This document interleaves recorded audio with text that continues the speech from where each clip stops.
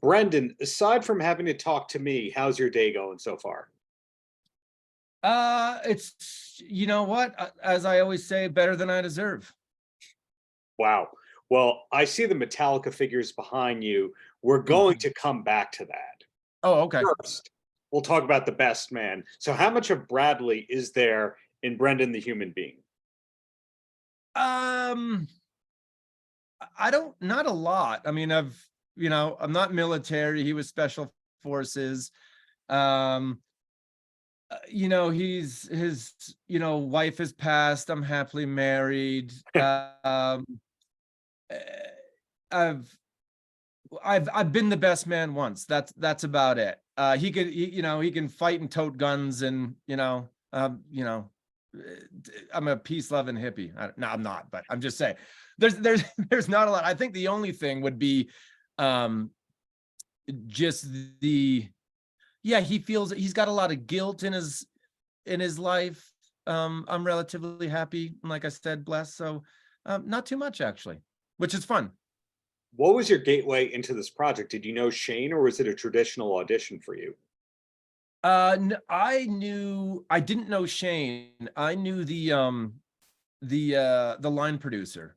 I'd worked with him before, and then he had brought my name up, I guess, to Shane and the producers. And I think a little bit of we shot it in Ruidoso, New Mexico, and I live in New Mexico. So not exactly a local hire since it's 3 hours away, but I think it all kind of just worked out there. So I got it was an offer, which is good because yeah, auditions are for the birds. You got to do them, but they're that's it's so tough. The magical words right there, New Mexico. The first time that I became aware of New Mexico being a filming hotspot was Breaking Bad. And then we find Mhm. out that Netflix has their studio there where they have the Las Vegas set. So you think it's being filmed in Las Vegas, but it's really New Mexico. Had you filmed much in New Mexico before? Yeah, I moved here in 2012. We shot Night Shift here for 4 years.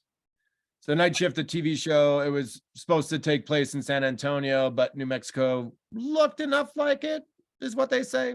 And the tax credits are great here, and they Right. got great crews and everything else. And so I had moved here. Yeah, I've lived here since 2012. So yeah, it's home to me. So I've done we shot Night Shift for a while. I've done two Better Call Sauls. So I've worked a little bit in New Mexico.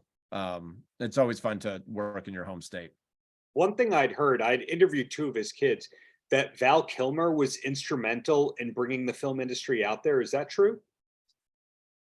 I don't know. I know he's out here. I know, he's out here. There's a couple of people. I think Julia Roberts has a massive ranch out here. Oh, Um, Someone had mentioned there's a oh, I'm missing but there's Tommy Lee Jones has a big place out here.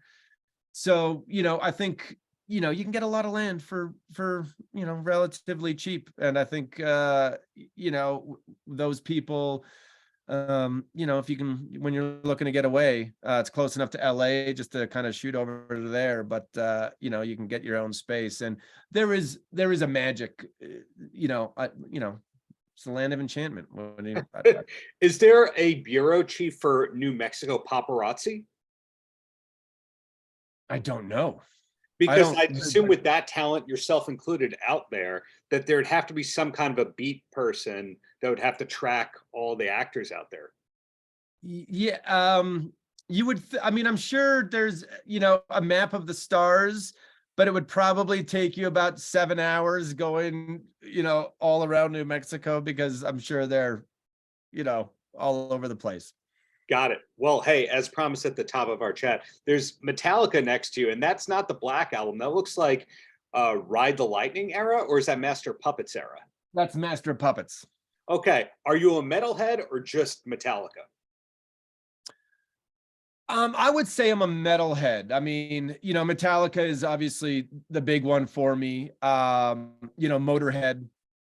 Glenn Danzig? Yeah, exactly. Danzig. but it is a certain kind of, I don't do the death metal stuff. I kind of do want to hear the lead person sing. Yeah. And so, but it's funny, metal, Slipknot is great, which is kind of that's a different genre of metal. I don't even know, it's not kind of traditional. You look back at the old metal bands and you're like, is that really metal? Like if you look back at Judas Priest, No, it's not, but it's awesome. And it's ageless. It's totally awesome. Yeah. And so that's where I'm like, am I a metal fan? Because I haven't, I always search new metal bands, what's going on. And, either I love the music, but I hate the vocals, or the vocals are good, but the music is just like, nah, this isn't it. And so it's very tough to find, what I'm really looking for in a metal band. And, Metallica really encapsulates it. Motorhead, I'm sure there's some I'm missing, but it does kind of verge closer to really heavy rock and roll. So what's the last concert that you went to for fun? The last concert I went to for fun was, you go to all of them for fun. But I think the last concert I went to was just with my kid. It was Imagine Dragons out here. But I do have tickets to, I'm going to see Metallica in Arizona. With for the Pantera or Wolfgang Van Halen, one of those nights? Yeah, we have, it's Pantera and another band. Yeah, exactly. And then I got tickets to Eric Church because I'm a big country guy too. So country, Imagine Dragons, Metallica. You go. Imagine Dragons was, it was a great concert, but my kid wanted to go. Hey, Canadian stereotype of being easy to please and easy to work with. That's what I'm hearing. Yeah, I don't care if you go see a band you hate live, whether it be, it's always, it really is an incredible, like the atmosphere just will kind of win you over automatically. You'll automatically most of the time leave almost any concert going, yeah, I see it. Like that's exciting because just live music in general. We're kind of built, just as human beings, we're made up, a lot of us, to kind of suck in whatever energy is out there. And if it's I don't care if you're watching, some boy band or Taylor Swift and that's not your thing, when the crowd is cheering and you can feel like all the you're just like, all right, that's enjoyable.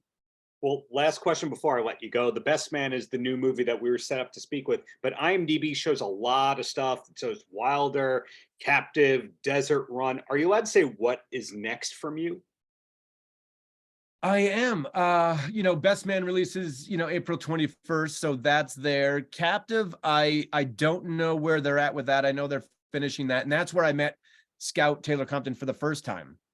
She's in Captive, and I have this small cameo role that we shot. Baron and Toluca is a pilot that we shot. That's that me and my co-star shot. So that's kind of we're in the process of pitching and selling that. And then some of those, a lot of those are in kind of pre-production. So I think you probably have as much clue as I do as to what's really next. So just keep checking the Instagram, and that's how we'll know what's coming next from Brendan. Exactly. I will keep you, as soon as I know something, everyone knows. Well, hey, an absolute pleasure speaking with you. Glad you have great taste outside of the acting as well. Looking forward to whatever's coming next. All right. Thanks, Darren. I really appreciate it. Paltrocast.